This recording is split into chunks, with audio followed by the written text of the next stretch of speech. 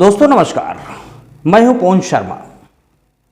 आज हम बातचीत करेंगे कि मायावती जी को लेकर के ये अफवाह क्यों फैलाई गई कि मायावती भारतीय जनता पार्टी की बी टीम है, यानी भारतीय जनता पार्टी के इशारे पर मायावती ने इंडिया गठबंधन में भाग नहीं लिया, हिस्सा नहीं लिया। ये अफवाह क्यों फैलाई गई?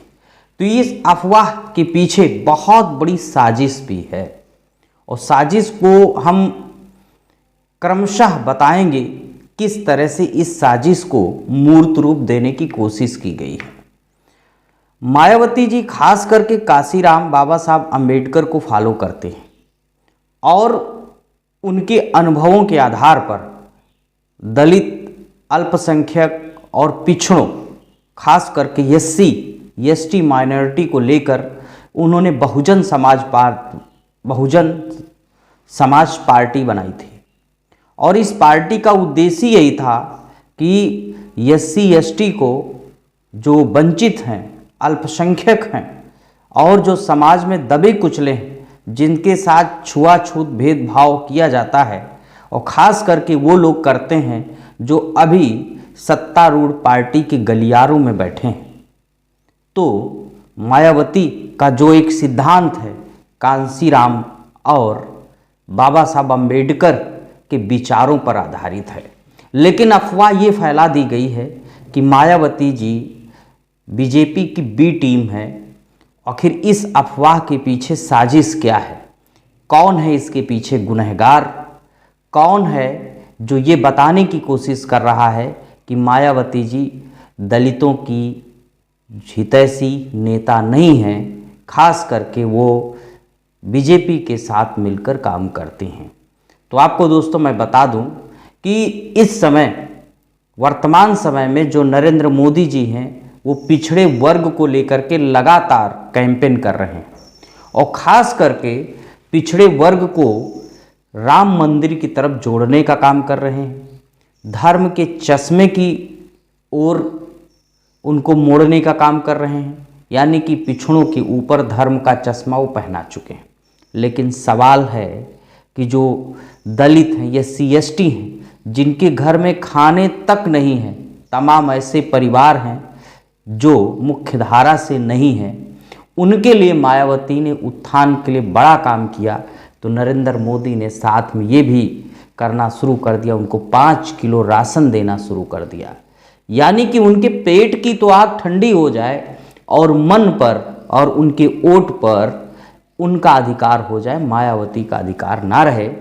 और साथ ही मायावती ना बोल पाए, इसलिए उनके ऊपर तमाम तरह के डर और दबाव को भी लगाने का काम किया जाए और साथ ही इस अफवाह को फैलाने का काम किया जाए कि मायावती बीजेपी के साथ मिलकर काम कर रही हैं। यानी मायावती की चुप्पी को उन्होंने इस बात की तरफ मोड़ दिया कि वो बीजेपी की सहमति से नहीं बोल रही हैं, जबकि मायावती जी और उनकी BSP पार्टी, तमाम वाम सेव संगठन, दलित संगठन हमेशा दलितों के उत्थान के लिए ही काम कर रहे हैं।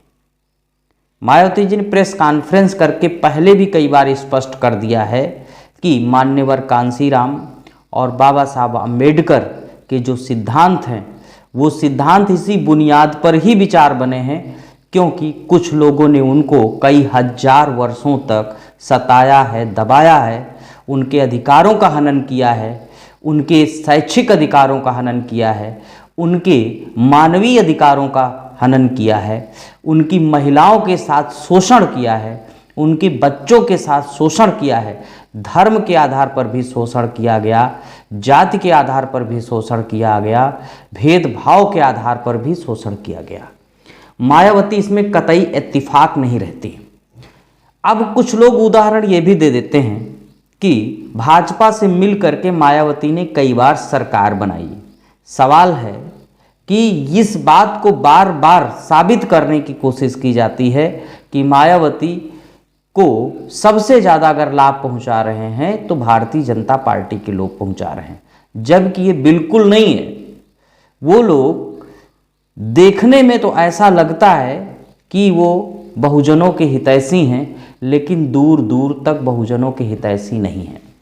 अगर वर्तमान में लोकसभा चुनाव 2024 की तरफ ध्यान डालें तो इस समय दलित और मायावती का जो वोट मिला करके मिलता है वो 20% के करीब है। मुस्लिम आबादी खास करके भारतीय जनता पार्टी से नाराज चल रही है, क्योंकि दोनों के बीच में हिंदू मुसलमान का द्वंद्व बार बार बनाने का प्रयास किया जाता है। यानी कि ये प्रयास रहता है कि भारतीय जनता पार्टी किसी भी स्थिति में देश में ध्रुवीकरण का माहौल बना पाए, क्योंकि अभी उन्होंने सीए ला दिया। उनको लगता है मुसलमान भड़क जाएंगे और हिंदुओं में यूनिटी बन जाएगी, हिंदू लोग यूनाइट होना शुरू हो जाएंगे। इससे भारतीय जनता पार्टी को बड़े पैमाने पर लाभ मिलेगा और साथ ही दलितों का वोट लेने के लिए उन्होंने ये कह दिया है कि जो दलितों की हितैषी नेता है, एकमात्र नेता मायावती, उसके बाद चंद्रशेखर आज़ाद आते हैं। तो मायावती के पास जो वोट बैंक है उसमें किस तरह से 1-2% की सेंधमारी की जाए, इसके लिए अफवाह बनाई गई कि मायावती बीजेपी की बी टीम है, जबकि मायावती के सिद्धांत और विचार बीजेपी से बिल्कुल अपोजिट हैं। क्योंकि भारतीय जनता पार्टी के ही तमाम मौका परस्त जातिवादी लोगों के द्वारा SC ST दलित वर्ग सताए गए हैं, जिनका विरोध सदैव मायावती करती नजर आती हैं। हाल ही में लोकसभा चुनाव में मायावती को लेकर के सत्तारूढ़ पार्टी बीजेपी और RSS के तमाम कार्यकर्ता से लेकर के तमाम नेता इस बात को कहते नजर आ रहे हैं कि मायावती शेरनी है, वो अकेले चुनाव लड़ें। उसके पीछे भी एक वजह है। वजह यह है कि मायावती किसी भी स्थिति में इंडिया गठबंधन में ना जाएं। अगर इंडिया गठबंधन में जाएंगी तो दलितों का हित बड़े पैमाने पर वो कर पाएंगी, क्योंकि इंडिया गठबंधन में अधिकतर जो लीडर्स हैं, जो टॉप लीडरशिप है, तमाम जो वोटर हैं वो पिछड़े वर्ग से आते हैं। अगर उनको दलितों का भी साथ मिल जाएगा तो इस स्थिति में जो है इंडिया गठबंधन का वोट प्रतिशत 60 के करीब हो जाएगा और भारतीय जनता पार्टी चारों खाने चित हो जाएगी। इसके लिए ये प्रयास है कि मायावती को किसी न किसी तरह से अन्य बातों में, उनके वोटर्स को अन्य बातों में उलझाया रखा जाए कि मायावती जो अकेले चुनाव लड़ रही हैं वो इसलिए लड़ रही हैं कि बीजेपी की बी टीम के तौर पर काम कर रही हैं। तमाम वोटर का लेकिन ये भी मानना है कि मायावती जी ने जो फैसला किया है वो बहुजनों के हित में फैसला किया है, दलितों के हित में फैसला किया है और BSP बहुजन समाज पार्टी ही एक दूसरे नंबर की पार्टी है उत्तर प्रदेश में जो भारतीय जनता पार्टी को रोकने में कामयाब होगी, क्योंकि BSP दलितों, अल्पसंख्यक और अति पिछड़ों की पार्टी है जो कई मौकों पर यह सिद्ध कर चुकी है। लोकसभा चुनाव 2024 में BSP ने मुस्लिम कैंडिडेट्स को भी मैदान में उतारा है और साथ ही दलित कैंडिडेट को भी मैदान में उतारा है।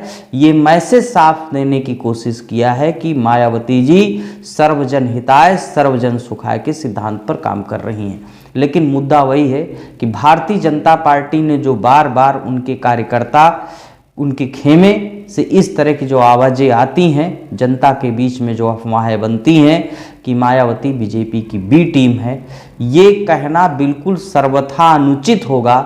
क्योंकि ग्राउंड जीरो पर जब आप सर्वे करेंगे तो ये साबित हो जाएगा कि दोनों के विचारों में जमीन आसमान का अंतर है।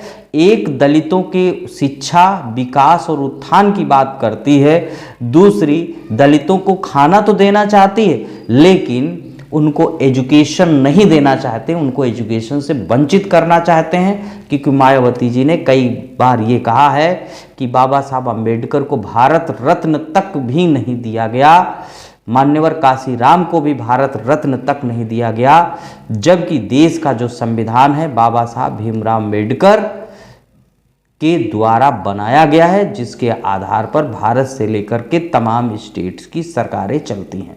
तो दोस्तों ये है बात कि मायावती को क्यों बदनाम किया जा रहा है कि वो बीजेपी की बी टीम है। तो आपको भी समझना है, आप भी कमेंट करके बताइए कि मायावती बीजेपी की बी टीम है या नहीं है, या मायावती वाकई कांसीराम बाबा साहब की जो सिद्धांत हैं उन पर चल रही हैं, उन्हीं के आधार पर पिछड़े दलितों का विकास करने के लिए बड़े पैमाने पर उनका आंदोलन चल रहा है। क्योंकि तमाम लोग ये भी मानते हैं कि बीएसपी एक अनुशासित पार्टी है, अनुशासन में रह करके अपने भाइयों को एक कैडर के रूप में तैयार कर रही है, ताकि उनका भविष्य, उनके आने वाली पीढ़ी और दलितों का उत्थान सुरक्षित हो सके, ताकि उनके हक अधिकार पर दूसरा कोई कब्जा ना कर पाए और उनका शैक्षिक बौद्धिक स्तर आगे बढ़ा रहे। खैर, आप भी जानते हो कि कौन क्या कर रहा है, वोट के लिए जो राजनीति किस स्तर तक गिर सकती है, इसका आकलन और ये बात आपसे छुपी नहीं है। तब तक के लिए नमस्कार और हमारे साथ देखते रहिए पीकेएस न्यूज़ नेटवर्क। और हाँ दोस्तों, अगर आपने हमारे चैनल को सब्सक्राइब नहीं किया है तो सब्सक्राइब करिए, ज्वाइन करिए, यथायोग सहयोग करिए। तब तक के लिए दोस्तों, साथियों, जय हिंद।